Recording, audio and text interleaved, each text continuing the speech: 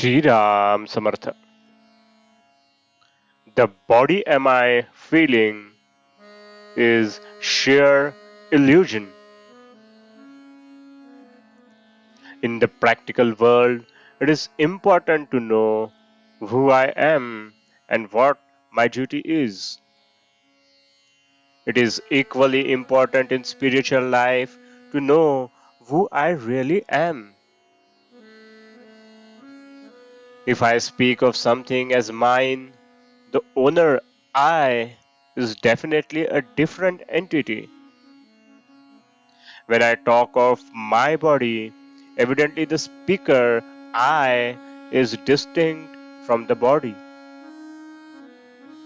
When we say I have fever or I am emaciated, we are obviously identifying ourselves with the body and confusing matters. To identify oneself with the body, losing sight of the true I is an illusion, and this creates experience of pleasure and pain.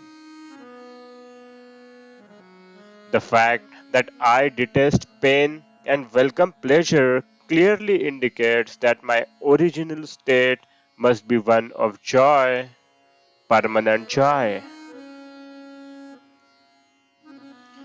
The water we bring in a jug from the flowing river must taste like the water from the river because the two are identical.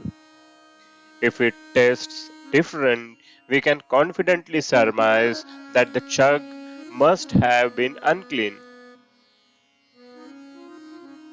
We may extend the analogy and say that since the individual soul is part of ever blissful cosmic soul, it must be equally blissful. If it is not, if it experiences misery of any kind, this can only be ascribed to pollution in the form of the body am I idea. Therefore, the mind must be disabused of that notion. If we desire to stop the growth of certain tree, it will not do merely to prune the foliage.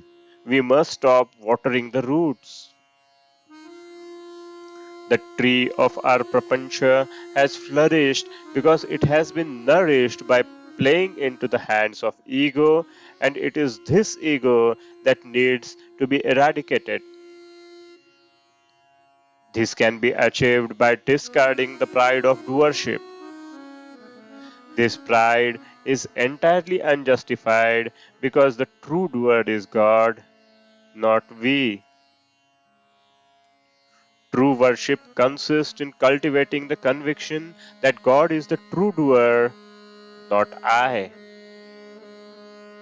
Pleasure and displeasure both vanish when the conviction that God is the doer gets indelibly inscribed on the mind.